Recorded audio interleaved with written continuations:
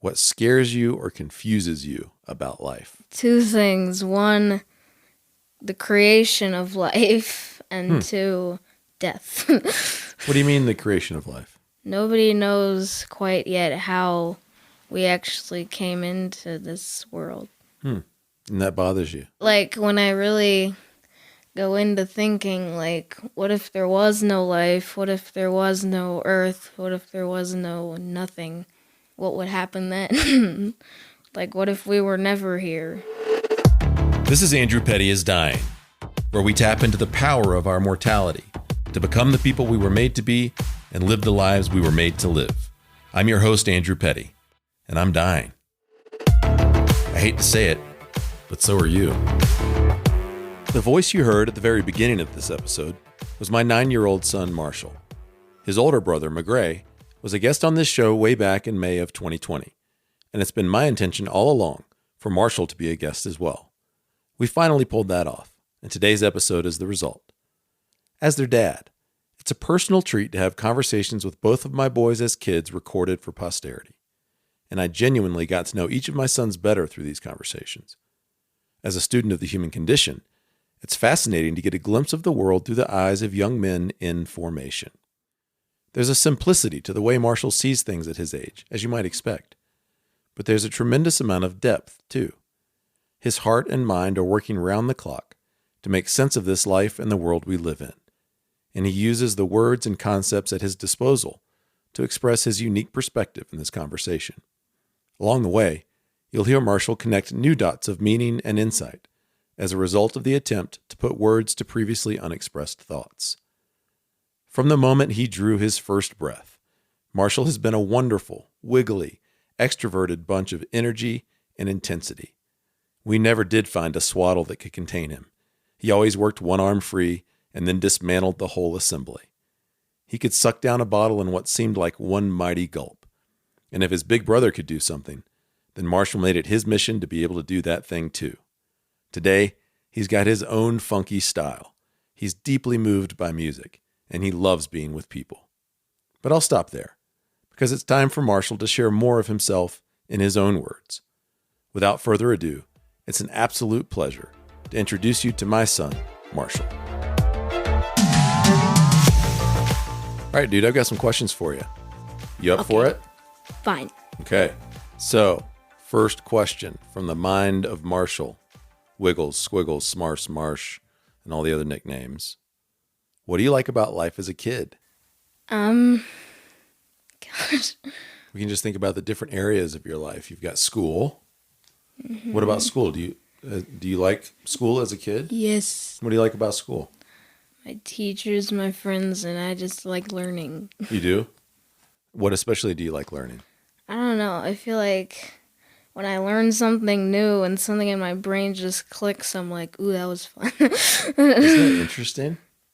I like learning too, and I've learned as an adult that one of the reasons I like learning is because I'm good at learning.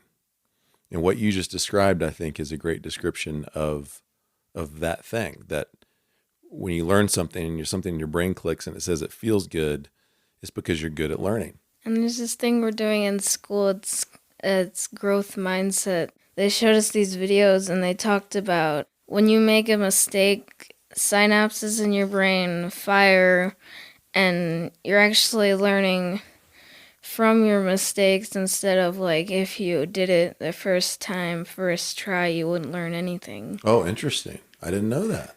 I didn't know some of that neurology behind the growth mindset stuff. The brain is complicated. So does that mean mistakes are actually helpful in the learning process? Yes. Because in your brain, it kind of registers that mistake and helps you to the next time try it a little bit differently. Like, oh, this is what I did wrong, so I need to fix that this time. Interesting.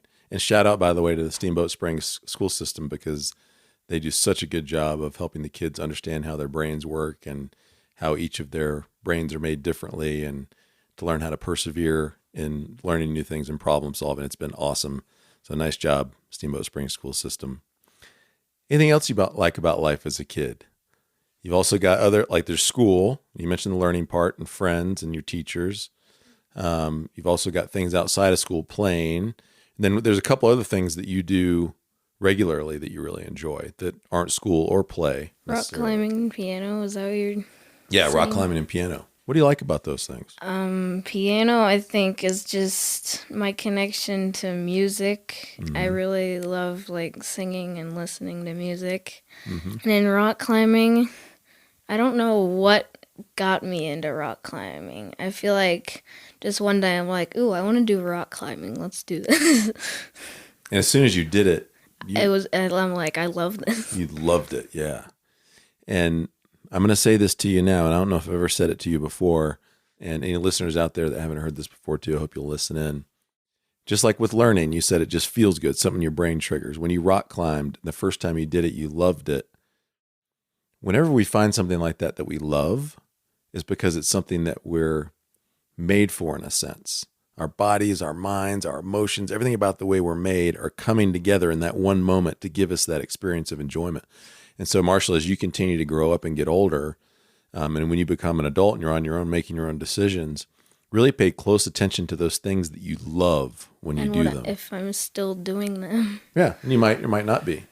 But just pay attention to the things that make your energy go really high. Like, holy smoke, I love that. Because then a way to find out your own path in life is to just continue to do more of those things that you really love. But I think one of the most reasons that I really love school piano and rock climbing is, I don't know if I've ever said this before to people like here at the house, because mostly we just talk about this when we're like learning. Yeah. I really like to challenge myself to learn new things. Like in piano, I took a huge step from like something not too hard. After a while, I finally learned to play the Star Wars theme song, the do-do-do-do. But we went straight from that to the Mandalorian theme song. That was really hard. I haven't really quite gotten through it, but I wanted to like try to, make my brain grow more to see like, is this what I can do? And is this too easy? Mm-hmm. You're pushing yourself. And that's something that I've seen in you is that you get really determined to, when you find something that you want to learn or do, you get really determined to learn it and do it well as quickly as you can, don't you? Because I think the thing I imagine when I'm like doing that, I imagine myself, like sometimes my piano teacher, she plays the songs that I'm gonna, like she asks me if I want her to play it, and then once I hear that, it's like committed to memory, and then like as I'm practicing it, I'm like, if I do this, I'm gonna be able to do this. Mm-hmm. One of the things that you and I have talked about some too is that determination to learn new things and get better at new things that are interesting to you and exciting to you is a superpower. Mm-hmm. There's this other thing though that happens too. What have we talked about that as? Kryptonite. Yeah, it's just like Superman. What's your kryptonite? How would you describe your kryptonite? Something that I'm used to is learning things. Like I like learning, and I'm used to learning things quickly and like something in my brain clicking, like I said earlier. But when that doesn't happen, I can get really frustrated, and I feel like, how would I explain it? You're doing great. I don't know. Well, I can tell you what I see when that happens. You get really frustrated. I mean, really angry and upset sometimes that you can't figure this thing out as quickly as you'd like to. And what I see happen in that moment is your ability to keep learning and thinking well stops. And like, it's like when Superman goes all squiggly. All squiggly. That's the perfect. line of learning intersects and goes off. That's right. The line of learning gets disrupted. That's awesome. It gets squiggly. I'm going to call it that from now on, the line of learning. The line of learning. I like that. The LOL. Lol. Oh my gosh. Lol. And when you get that frustrated, your brain shuts down, the line of learning is broken, it goes all squiggly, and there's not really an opportunity in that moment for you to continue learning, is there? You're just shut down. And we've talked about that as being like Superman's kryptonite. But the good news is that with practice, the growth mindset that your teachers talk to you about, you can learn how to master that kryptonite. so that it doesn't get the best of you, and you can find ways to get over it and keep learning. And you're getting a lot better at that, man. I've seen that over the past few months. What's helping you think? I don't know. Maybe just sticking with it. Mm-hmm. Yeah. Like skateboarding. Got a new skateboard. Then I stop for a second, and later I get better. And then if I come back to it, I'm like, okay, Mm-hmm. let's do this. Let's do this. Yeah. You just take a little break, get a little breather, and then come back to it a little fresher. Mm-hmm. Awesome. Okay, here's the next question. What scares you or confuses you about life? 2 things. 1, the creation of life, and 2, death. What do you mean the creation of life? Nobody knows quite yet how we actually came into this world. And that bothers you? Like, when I really go into thinking, like, what if there was no life? What if there was no earth? What if there was no nothing? What would happen then? Like, what if we were never here? When you imagine that, what is it like? I start going a little into it, and I don't know how I'd say this, but I start walking into the shallow water, and then when I get deeper in the water, I just drown. Yeah, it's like I'm like, okay, so then this happens, and wait, where'd my brain go? Yeah, it's like, your brain doesn't know how to deal with it. I'm going to talk to the people listening real quick, Marsh, and just make an observation for them. And those of you listening who might be inclined to think that your kids don't have deep thoughts or complex thoughts that preoccupy them, I hope you'll hear, like, at least in the case of Marshall here, he's got some deep thoughts every once in a while that make his brain just kind of go all mushy and can bother him a little bit, or are at least confusing to you. Well, I think I actually lose my brain. I think it walks away for a little until I call for it to come back. Hey, tell the listeners about, you were on the playground on that spinny thing. Tell them what you said. Oh my gosh. He was spinning around on this tire swing thing. On the tire swing, and I got off. I'm like, stop. And then I jump off, and I'm like, I need to get back in my mind. And my mom's like, back in your mind? And I say, yeah, I need to get back in my mind, and my brain is all poofy. It's all poofy. You were like 4 or 5. I was so dizzy, though. It felt like my brain blew up. Yeah. And it was the words you had at your disposal to describe it. And I need to get back in my mind. My brain's all poofy. It was an awesome moment. I usually just say whatever's on my mind. Yeah. Whether I say it in my head or literally just yell it out loud. You do, because I think you're more of an extrovert than an introvert. And that's common for extroverts, is to, whatever they're thinking, they're usually saying. Mm-hmm. And usually for extroverts, in order to understand what they're thinking, they need to say it. Sometimes I just yell out weird, random things. Mm-hmm. What was the other thing you said? You said creation, how things came to be. And death. And death. What about death scares or confuses you? I don't know. It's just like losing someone you love. Yeah. Seems, which I already have, but I never really knew them, so I wasn't really sad at that moment. But Uncle now, Brian. Mm-hmm. Yeah. Yeah, you were 3. 3, right. So that would be very hard to understand what was going on. And I'd only gotten to see like once a year. Yeah. So when was the last time we saw him? Were we with him when No, we were at home. 2015. We saw him in November of 2015 because we went to visit because it looked like things were going badly and he might die soon. And so we went around Thanksgiving of 2015 and he died. I remember that one time. He died about 10 days later. You came up to Mom and you said something. You sort of mumbled it so I couldn't understand it, but then Mom walked over to the couch and started crying. I had no idea what was happening until now. You remember that, though? Mm-hmm. I remember going to his funeral. Yeah. So there's one thing I remember from a long time ago. Yeah, that's right. How often does a thought of death come to mind for you? Is it often or just every once in a while? I feel like not really. I feel like it's mostly at nighttime, but it's not often at all. Mm-hmm. It's just sometimes when I start like thinking into things, again, like walking in deeper in the water, things can come to mind that I don't want to think of.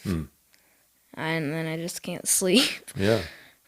By the way, Marsh, if you ever feel like you're walking into that shallow water and into the deeper water and it's getting a little bit challenging for you, let me or Mom know. Okay. Because we'd love to walk in that water with you. Might not have all the answers, but we can at least walk in the water together and see what we see. Maybe we'll see sharks. Maybe we will. And a coral reef and octopi. Marsh, what are you really good at and comes easily to you? I don't really know. You're good at learning. We've already talked about that. I was thinking of saying that. Yeah. And it's actually really useful to be able to know and express what we're good at. And it doesn't mean that you're bragging or boasting, because understanding ourselves and what we're really good at is a really important way of understanding what we can do in the world. And that brings us enjoyment and benefits others. They're really good at learning. I like doing things that I'm good at. Yeah, you like doing, so name some of those things that you like doing that you're good at. But that's the thing. Can't really think of something right now after all that we've been talking about. Yeah. I don't know. Well, I think you're good at learning. I've observed that you're good at physical activities. Your body learns how to do physical things really well and pretty quickly. Good at dance. You're good at movement, just moving your body. You're good at rock climbing. All these things seem to come pretty naturally and pretty easily to you. As I say those things, is anything else coming to mind? Not really. Okay, we can move on to the next I was question. going to say some sort of climbing. Yeah. Because, like, every time I see, like, a big rock or something, ooh, I want to go climb that. Mm-hmm. You know what I think you're also good at is being kind to younger kids. I think one of the things that's hard for me when I'm with little kids, if they're doing something I don't like, I want to say something, like, sort of want to yell at them, but I mean, if they're like 5 years old, I can't just scream at someone's kid. Yeah, well, you and me both, bud. Sometimes we just want to do that. Because I'm like, hey, can you, like, I can't really say it. Like, you can say something, especially if you think they might hurt themselves or someone else. That'd be appropriate. But, like, if I'm trying to say it kindly, like, sometimes I just want to be like, come on, come back. Right. Stop walking over there. No, that's not chocolate, that's poop. Yum. That would be an appropriate time to say something for sure. How about this one? When you're an old man and you look back on your life. Let's imagine you and Macgray are old men and you're sitting on a porch, whittling or by a fire pit or something, and you think back on your life. What would make you really proud of the life that you'd lived, looking back on it? I want to still be playing piano. Like, be a better piano player. Mm-hmm. And be a better rock climber. And something I've been wanting to do for a while is I really like watching high jumping. Mm-hmm. And I feel like I want to do some of that, Mm-hmm. at least. So when you think about being an old man looking back on your life, you think a lot about the things that you'd like to learn how to do well and keep doing well. What else comes to mind? What else would make you proud of the life that you lived when you're looking back on it as an old man? Well, I don't know what's gonna happen. No, you don't know what's going to happen, but it's a way of like understanding what's especially important to you.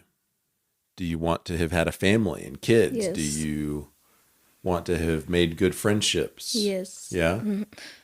So you want to have kids? Yes. How many? I don't know. Yeah. I can just tell you more than 2, Mom and I think is like really intense, but you can do that if you'd like. I mean, Aunt Krista's 4. I know. I know. It gets exhausting just thinking But about I it. mean, some people have like 13. Mm-hmm. Where do you dream of living?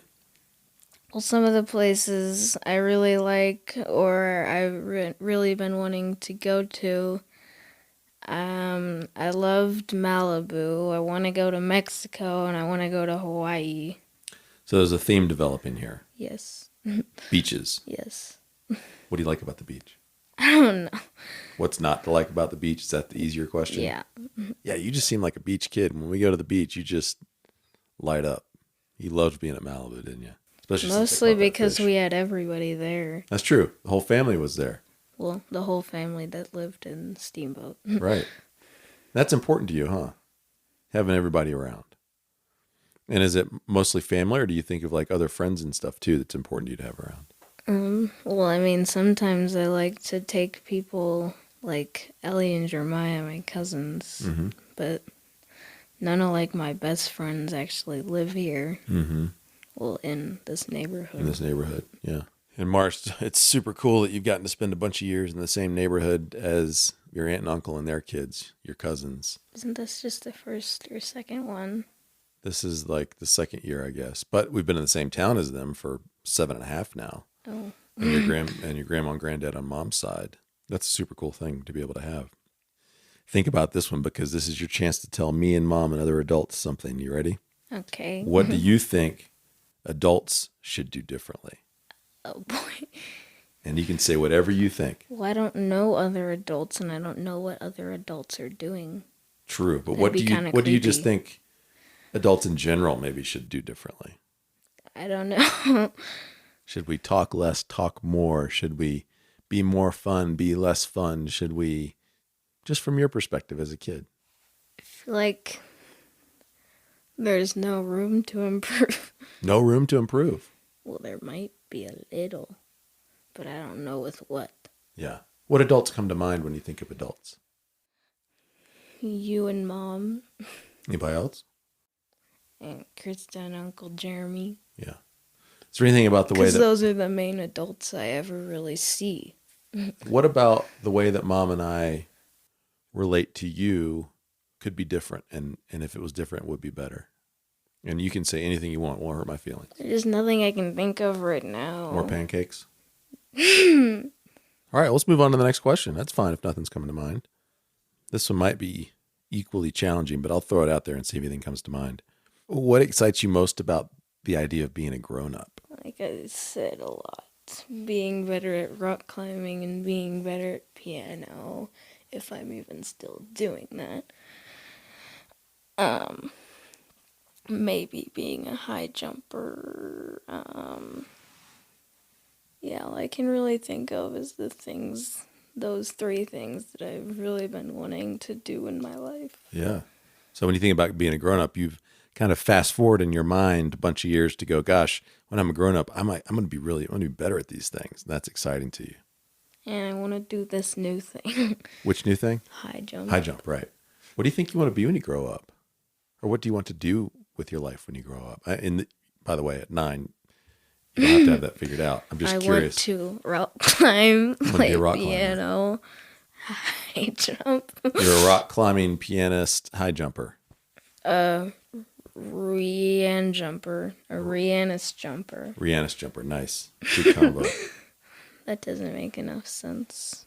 A rock plumper.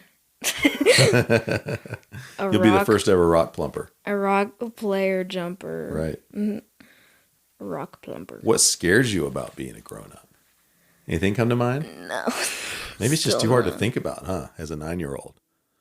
That's a bunch of years away. 9 more years, technically, you're an adult. So you've lived half of the years required to live until you become an adult at 18. It's not that far away. It's crazy. Marsh, thanks for sitting down with me and having this conversation. Let me ask you a bunch of questions, some of which were made sense and some of them didn't, did they? Because it's just kind of hard to wrap your brain around. But I got some really cool new information from you, even as your dad, and I spent a lot of time with you. I like this idea of the line getting all squiggly in your brain when the kryptonite is working on you. I just said a bunch of things that I didn't realize I knew how to say. Yeah. What does that feel like? I feel like my brain grew. Yeah, right. And you also talked about walking into the shallow water and then into the deep water. When you get into that deep water, you lose your brain. It starts swimming away from me. It wants to go see the fishies. Yeah, that's right. The sharks. And the sharks. Well, Marshall, I love you, and I'm so excited about who you are and who you're becoming, and to get to be your dad and to help you become the man that you were made to be and live the life you were made to live as a high jumping pianist, rock climber. No, a rock plumper. A rock plumper. You heard it here first, folks. A rock plumper. Marshall's going to be the first one ever. I guess that doesn't really involve pianist. I mean, it's like piano player and jumper plumper. Yeah. I get that from you, you know. I know the combination of words. Yep, that's true. Sorry about that. It's a disease. It's a disease. Well, Marsh, you get to close out this interview. You get to be the one to say the line. Are you ready? Dramatic line. That's right, the dramatic line. You ready for it? Yes. All right, hit it. I gotta say it really dramatically. Okay, go for it. I gotta get ready. Remember, you are gonna die, but you're not dead yet, people. So get after it. Nailed it. We were all Marshall's age once. Remember? I barely do. Pause for a moment. After hearing from Marshall, what thoughts and emotions are stirring within you? Don't evaluate them. Just observe them. What message does a 9-year-old boy have for you as an adult? What stuck with you from this episode? Let me know on Facebook or Instagram at Andrew Petty Coach, or email me at andrew@digdeepwinbig.com. And today, instead of the usual outro music, I'm going to leave you with the sublime musical stylings of Marshall Petty on piano.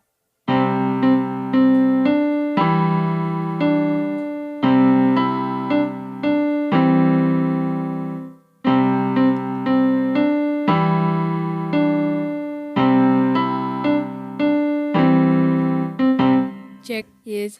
Check, 1, 2, 3. Check, 1, 2, 3. Check, 1, 2, 3.